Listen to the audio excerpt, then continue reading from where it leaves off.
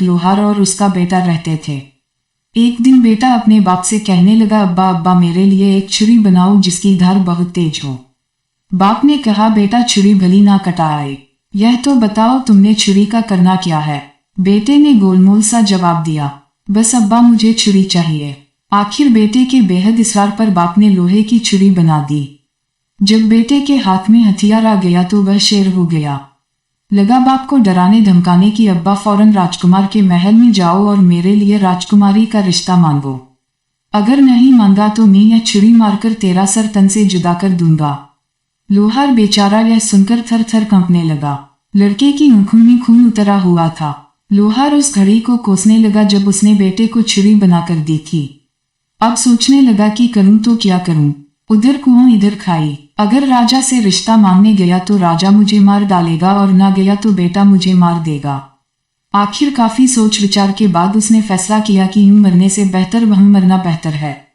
चलो राजा के पास चलता हूँ, चाहे कत्ल ही क्यों ना हो जाऊं। बात तो हो जाएगी कि लोहार राजा से रिश्ता मांगने आया था। अपने बेटे के हाथों गुमनामी की मौत मरने से बेहतर है कि राजा के हाथों इज्जत से मशहूर होकर मर जाऊं। एक दिन लोहार हिम्मत करके राजा के पास पहुंचा और वहां जाकर अपने बेटे के लिए राजकुमारी का रिश्ता मांगा। यह सुनकर राजा के तन बदन में आग लग गई कि कम्मी होकर मेरी बेटी का रिश्ता मांगता है। दिल तो चाहा कि अभी जल्लाद को हुक्म देकर उसका सर तन से जुदा करवा दूं, लेकिन वजीर जरा समझदार था। राजा के कान में सरगोशी करते हुए कहने लगा, महाराज इसे मरवा दिया तो खामखा हंजिका होगी, लोग बात का बतंगड़ बना देंगे, हम किस किस का मुंह बंद करेंगे। कलमंडी यही है कि हम किसी तरह से इसे टाल दें, संप मरे और लाठी भी ना टूटे। हम इससे ऐसा सवाल कर डालते हैं कि जिसका जवाब यह सारी जिंदगी भी ढूंढ नहीं पाएगा। अगर गुड़ देने से यह मर जाए तो जहर क्यों दीजिए। उसके बाद वजीर लोहार से मुखातिब होकर बोला, मियां लोहार, हम राजकुमारी का रिश्ता तुम्हारे बेटे से करने के लिए तैयार हैं, लेकिन उसके लिए हमारी एक शर्त है कि तुम्हारा बेटा कोई ऐसा काम करे जो आज से पहले ना किसी ने किया हो और ना किसी ने देखा हो। लोहार शर्त सुनकर वापस लौट पड़ा और अपने जिंदा बच जाने पर खुदा का लाख शुक्र अदा किया। घर आकर उसने अपने बेटे को यह बात बताई। दोनों बाप बेटे ने गांव छोड़ने का इरादा किया और इस शर्त को पूरा करने के लिए सफर पर रवाना हो गए। चलते चलते एक घने जंगल में पहुंचे। क्या देखते हैं कि एक आदमी शरी यानी सेस के डाकाटा के नीचे बैठा है। जमीन पर चारों तरफ शरी के पीले पीले फूल बिखरे हैं। आदमी ने चूल्हे में अपनी टांग डाल रखी है और पैर में से तरतर आग के शोले निकल रहे हैं। चूल्हे पर खोलते हुए तेल की कढ़ाई रखी है और वह पकोड़े तल तल कर खा रहा है। लोहार और उसके बेटे ने जब यह अजीब मंजर देखा तो वह हैरान हो गए और एक दूसरे से कहने लगे, यह काम तो राजा ने कहीं ना सुना होगा और ना कहीं देखा होगा, चलो यही सीखते हैं। लोहार उस आदमी से मुखातिब होकर बोला, अल्लाह के बंदे, मेरे बेटे को अपना शागिर्द बना लो और उसे भी इस तरह से पकोड़े तलना सिखा दो। वो आदमी लोहार से बोला, मियां आगे चले जाओ, आगे मेरा उस्ताद बैठा है, वो तुम्हारे बेटे को स्केड़ी पर रख ले तो रख ले, मुझे शागिर्द बनाने की इजाजत नहीं है। यह सुनकर दोनों बाप बेटा आगे चले गए। चलते चले जा रहे थे। आगे क्या देखते हैं कि एक बड़ की छम के नीचे एक आदमी बैठा है और बड़ के चारों तरफ बड़ का फल बिखरा हुआ है। उसने चूल्हे में अपनी टांग डाल रखी है और रेड़ी में तरह तरह के शोले निकल रहे हैं और चूल्हे पर उबलत हुए तेल की कढ़ाई रखी है और वह हलबीन तल तल कर खा रहा है। लोहार और उसके बेटे ने जब यह मंजर देखा तो एक दूसरे से कहने लगे, अरे यह काम तो पिछले काम से भी मुश्किल है, यह काम तो राजा ने ना कहीं देखा होगा और ना कहीं सुना होगा, चलो यही सीखते हैं।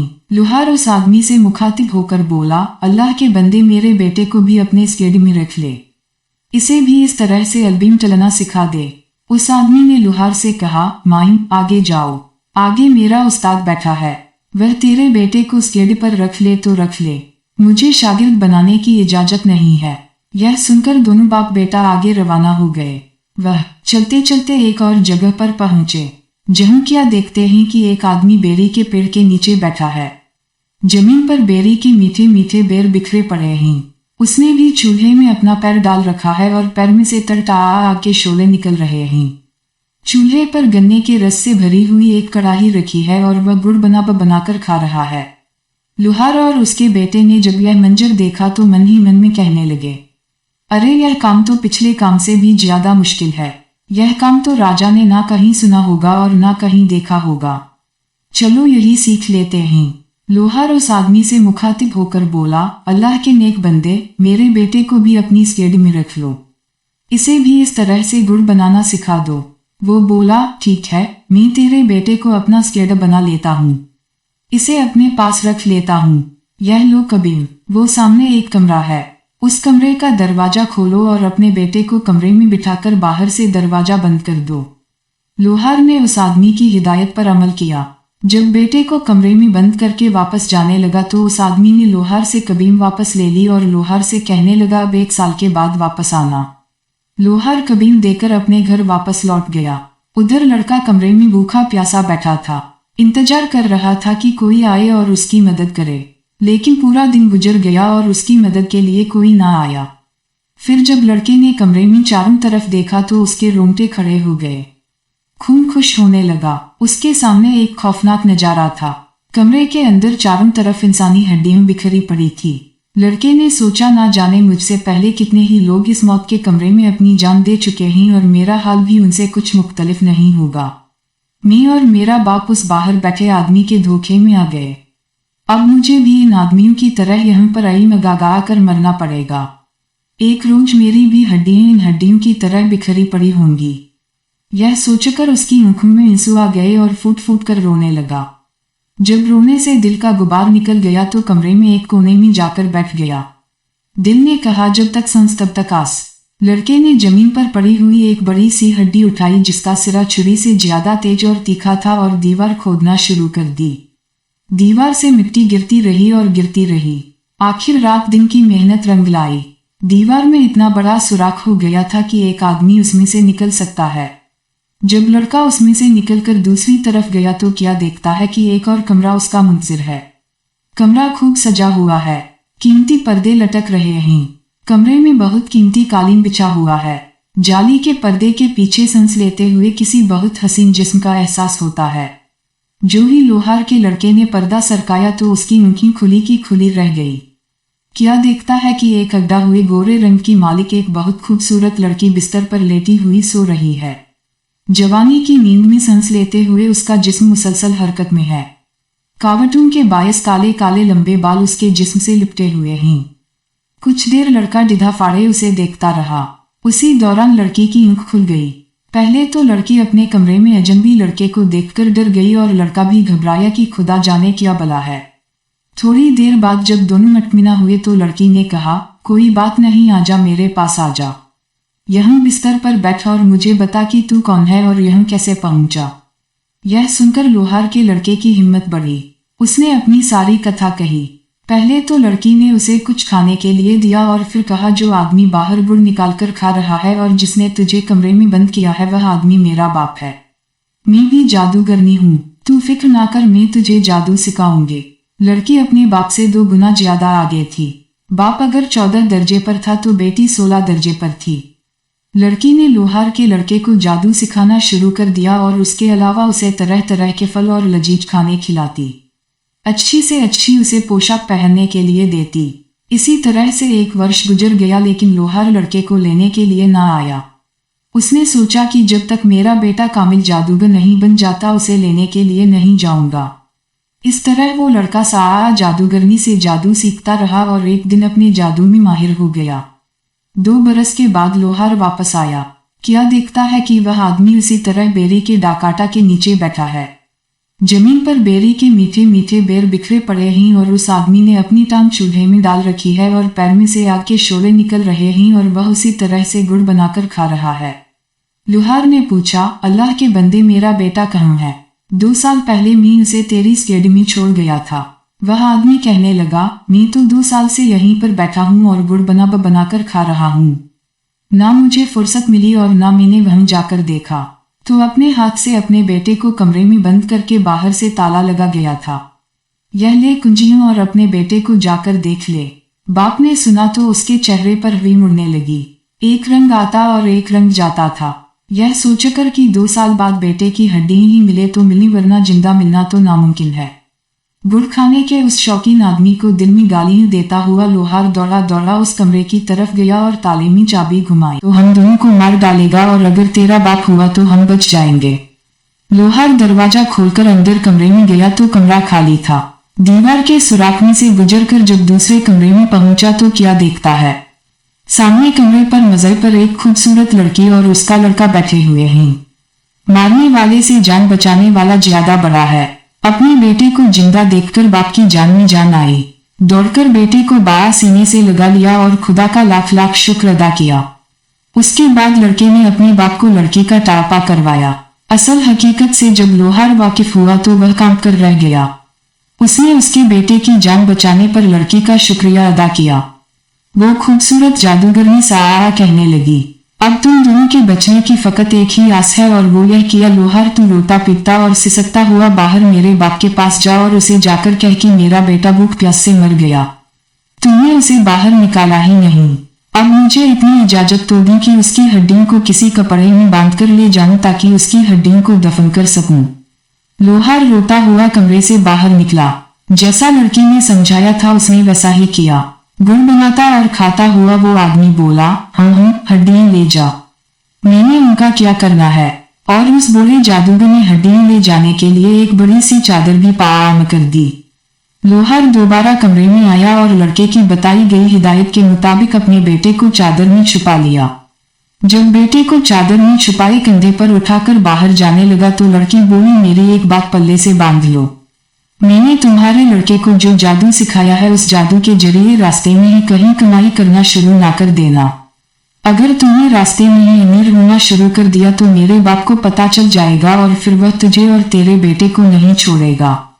खूबसूरत साया कमरे में ही रही। लोहार ने उस लड़की से कहा कि बेटी तू भी हमारे साथ चल, अपने संदिल और जालिम बाप से रिहाई हासिल कर। लेकिन लड़की न मानी और कहने लगी कि इस तरह से हम तीनों ही पकड़े जाएंगे और वैसे भी अब मेरा जीना मरना यहीं पर है, यहीं से भागकर मैं कहीं जाऊंगी। लोहार अपने बेटे को कपड़े में लपेटे कंधे पर उठाए बाहर निकला। उसने कबियों का गुच्छा दूर इस जादूगर की तरफ फेंक दिया जो अभी तक बैठा गुड़ बना रहा था और साथ ही साथ खा रहा था। जादूगर ने उसकी तरफ कुछ ज्यादा ध्यान नहीं दिया, कभी उठाई और फिर से अपने काम में मुसाफा हो गया। जब लोहार सफर किए उस आदमी से कहीं दूर निकल आया तो उसने अपने कंधे से नीचे उतारा, फिर अपने बेटे को चादर से बाहर निकाला और दोनों ने खुदा का शुक्र अदा किया कि उन दोनों की जान बच गई और फिर से बाप बेटों ने सफर का आगाज शुरू किया। वह चले जा रहे हैं और चले जा रहे हैं और चलते चलते जंगल से बाहर निकल आए। अब वह हरे भरे खेतों में पहुंच गए। एक जगह क्या देखते हैं कि रह चल रहा है, बैल घूम रहा है और कुएं से पानी निकल रहा है। पास ही एक जमींदार खड़ा है। लोहार का लड़का अपने बाप से कहने लगा, अब्बा मैं तुम्हें एक जादू दिखाता हूँ, मैं एक मंत्र पाऊंगा और बैल बन जाऊंगा, तुम मुझे जमींदार को बेच देना, लेकिन याद रखना मेरा रस्सा उतार लेना, उसे साथ मत देना। लड़के ने कुछ पढ़ा और फिर बैल बन गया और फिर दोनों चलते चलते जमींदार के पास पहुंचे। जमींदार ने इस कदर खूबसूरत और पला हुआ बैल देखा तो कहने लगा, बाबा जी क्या तुमने बैल को बेचना है? लोहार ने कहा, हम बेचना है। जमींदार ने पूछा, क्या लोगे? लोहार ने कहा, 55 रुपए। जमींदार को सोच में डूबे हुए देखकर लोहार बोला, मेरा बैल बहुत अच्छा है, अगर तुझे यकीन न आए तो इसे हल में जोड़कर देख ले। जमींदार ने बैल को रहट में जोड़ा। बैल खूब पानी निकालने लगा, उसके पहले वाले बैल से भी कहीं ज्यादा। जमींदार बैल को देखकर राजी हो गया और उसे खरीदने के लिए भी मान गया। लोहार कहने लगा, लेकिन मैंने अपना रस्सा नहीं देना। जमींदार बोला, कोई बात नहीं, तुम अपना रस्सा उतार लो, मैं खुद ही अपना नया रस्सा डाल लूंगा। जमींदार ने 5.25 दिए और वह बैल खरीद लिया। जब लोहार चलते चलते काफी दूर निकल गया तो बैल ने अपना रुख मोड़ा और भाग खड़ा हुआ, सीधा लोहार के पास पहुंचा और वहीं जाकर फिर लड़का बन गया। जमींदार बेचारा हाथ में डंडा पकड़े भागा भागा दौड़ा दौड़ा और रामपटा हुआ लोहार के पास आया और कहने लगा, बाबा तुमने मेरा बैल तो नहीं देखा? लोहार बोला, बैल तो मैं अभी अभी तुम्हारे हवाले करके आया हूँ। बैल कहाँ है? बेचारे जमींदार के वामों ख्याल में भी नहीं आ सकता था कि उस बूढ़े लोहार के साथ जो लड़का जा रहा है वही उसका भागा हुआ बैल है। जमींदार वापस लौट गया। लोहार और उसके लड़के ने लड़की की दी गई हिदायत पर अमल नहीं किया और रास्ते ही में कमाई करना शुरू कर दी। अब रास्ते ही में उन्हें उसका खामियाजा भुगतना पड़ा। बूढ़े जादूगर को पता चल गया कि लोहार का लड़का जिंदा है और मेरी कैद से फरार हो चुका है। मेरी अपनी बेटी ने उसे मुकम्मल जादू सिखा दिया है। वाकई ही घर का बाईनी लंका धाटा है। जादूगर ने एक बूढ़े आदमी का भेष धारा और उनसे पहले ही आगे रास्ते में आकर बैठ गया। लोहार के लड़के को क्योंकि पहले ही कामयाबी मिली थी, इसलिए उसने फिर से लालच किया और इस बार ऊंट बनने का सोचा। अब्बा, इस बार तुम मेरे बदले पूरे 9 रुपए मांगना और 1 रुपया भी कम मत करना और याद रहे मेरे साथ नकेल मत देना। इतना कहकर लड़के ने मंत्र पढ़ा और ऊंट बन गया। लोहार उस ऊंट का रस्सा पकड़े पकड़े चलता चलता उस जादूगर के पास पहुंच गया जो फकीर का भैंस बदले उनका इंतजार कर रहा था। फकीर ने लोहार से पूछा, बाबा जी क्यों ऊंट बेचना है? फकीर ने लोहार के दिल की कही थी। उसने खुश होकर कहा, हूं बेचना है। फकीर ने कहा, क्या लोगे? लोहार ने कहा, 9 रुपए। फकीर ने फौरन 9 रुपए निकाले और लोहार की हथेली पर रख दिए। अब लोहार को याद आया और बोला, मैंने उनके साथ नकेल नहीं देनी। फकीर भी जादूगर था और राजदार था, नकेल के भेद और अहमियत से वाकिफ था और बोला, मैंने तुम्हें मुंह मांगी कीमत दी है और नकेल उनके साथ ही खरीदा है, इसलिए नकेल तो तुम्हें देनी पड़ेगी। गज उनके बीच इतनी बहस और इतनी टूटा मिलना हुई कि राह चलते मुसाफिर रुक गए और इर्द गिर्द खेतों में काम करते हुए कैसना भागे भागे आए और वहां पर जमा हो गए। फकीर ने लोगों से मुखातिब होते हुए कहा, लोगों, खुदा लगती कहो, क्या तुमने आज तक यह सुना है कि कोई जानवर बिक जाए और बेचने वाला जानवर बेचने के बाद उसके गले से रस्सा उतार ले? देखो देखो, यह आदमी मुझे पूरी कीमत पर ऊंट बेचने के बाद यह नकेल वापस लेने पर झगड़ा कर रहा है। फकीर की बात में वजन था। जब लोगों ने देखा कि यह तू मीनू नकेल के लिए हो रही है तो सबने लोहार को झूठा किया। इतने लोगों के आगे लोहार की पेश ना गई। उसे ना चाहते हुए भी उनके साथ फकीर के हवाले वो नकेल करनी पड़ी। फकीर जो जादूगर था और नकेल की हकीकत से वाकिफ था, खुशी के मारे उछलने लगा। लड़का अब जादूगर के कब्जे में था, क्योंकि अब नकेल जादूगर के हाथ में थी और इसलिए उसके लिए अब यह मुमकिन न था कि वह पहले की तरह आजाद होकर वहां से भाग जाए। लेकिन लड़का भी अब आम लड़का नहीं था। 2 साल जादूगरने की लड़की की स्केडी में रहने के बाद एक कामिल जादूगर बन चुका था। उसने मंत्र पढ़ा और कबूतर बनकर उड़ गया। जादूगर के हाथ में नकेल का दूसरा सिरा फट से नीचे गिर गया। उसने पीछे मुड़कर देखा तो उनका कहीं नामो निशान भी नहीं था और नकेल नीचे जमीन पर गायसा आ रही थी। अब जादूगर ने भी मंत्र पढ़ा और बाज बनकर कबूतर के पीछे लग गया। लेकिन लड़का भी कुछ कम नहीं था। शेर को सवा शेर। कबूतर ने जब नीचे झुककर देखा, वहां की कुछ औरतें झुकी हुई छप्पर में से हाथ भर भर कर काली सी चिकनी मिट्टी निकाल रही हैं ताकि अपने कच्चे घरों और पावाजों पर पोछा लगा सकें। इससे पहले कि बाज कबूतर को पकड़ता, लड़का मंत्र पढ़कर मूढ़क बनकर काया में जा गिरा। यह देखकर बूढ़ा जादूगर बगला बन गया। काया में उतरा और चूंचे मार मार कर मूढ़क को तलाश करने लगा। एक नीम की खूबसूरत गोरी लड़की भी अपने लंबे लंबे हाथों से मिट्टी निकाल रही थी। लड़के ने फिर से मंत्र पढ़ा और मूढ़क से छल्ला बनकर लड़की की उंगली में चला गया। पगला भगत यानी जादूगर अब उसकी छोटी उंगली से छल्ला निकालने से तो रहा। थोड़ी देर बाद औरतें मिट्टी बर्तनों में डालकर अपने घरों की तरफ चल पड़ी। जैसे ही लड़की अपने घर पहुंची, जादूगर बगले से फकीर बन गया और सदा लगाते हुए उनके घर पर जा पहुंचा। लड़की कांगनी में आटा डाले दरवाजे पर आई। जादूगर बोला, बेटी, मैंने आटा नहीं लेना, मैंने तो वह छल्ला लेना है जो तुम्हारे दाएं हाथ की छोटी उंगली में है। यह बात सुनकर लड़की को गुस्सा आ गया। तू कौन होता है मुझसे यह छल्ला मांगने वाला?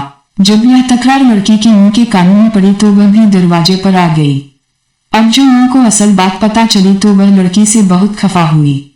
मुंह शब्द की मिजाज औरत थी।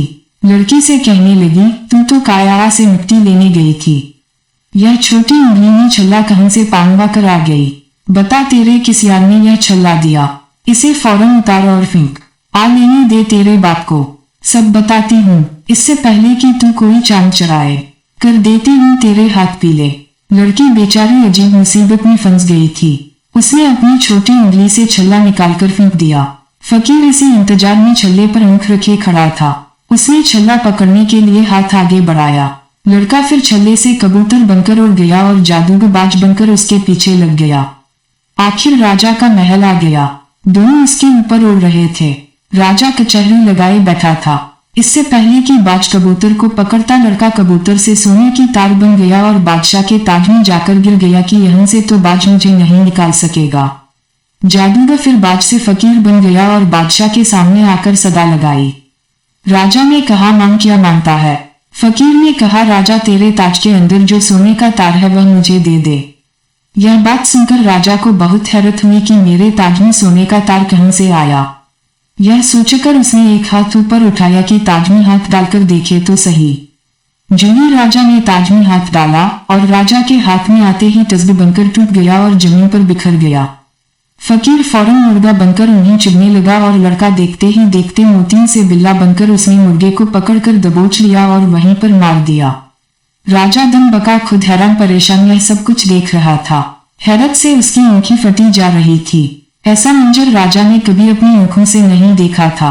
उधर मुर्गी को मारने के बाद लड़का अपनी असल हालत में वापस आ गया था और आगे बढ़कर राजा के रूबरू आदाब बजा लाया। राजा जो अभी तक हैरत में डूबा हुआ था बामुश्किल ही बोला, यह सब क्या माजरा है? लड़के ने कहा, महाराज बताइए, क्या आज से पहले आपने यह सब देखा या सुना? राजा हैरत से मुंह में उंगली दबाए हुए बोला, नहीं, कभी नहीं। इस पर लड़के ने कहा, महाराज अब अपना मायदा याद कीजिए जो आपने मेरे बाप से किया था। मैं इसी लोहार का लड़का हूँ। मैंने मेरी कचहरी में इतने लोगों के सामने आपकी शर्त पूरी कर दी है। अब आप अपना वादा पूरा कीजिए और मुझे राजकुमारी का रिश्ता दीजिए। राजा के पास अब कोई रास्ता नहीं रहा था। उसे मजबूरन हाँ करना पड़ी और अपनी बेटी का रिश्ता उसे देना पड़ा। चंद रोज बाद लोहार अपने लड़के को सजाई घोड़ी पर बिठाई बारात लेकर राजा के महल में आ गया। धूमधाम से शादी हुई। लोहार का लड़का बादशाह का दामाद बन गया। क्योंकि राजा का कोई बेटा नहीं था, इसलिए राजा ने लोहार के बेटे को ही अपना वली अहद बना लिया। चंद सालों बाद जब राजा मर गया तो लोहार का लड़का तख्त पर बैठा और निहायत आन बान से हुकूमत करने लगा। प्यारे दोस्तों, उम्मीद करता हूँ कि आज की यह वीडियो आपको पसंद आई होगी। अगर वीडियो अच्छी लगी हो तो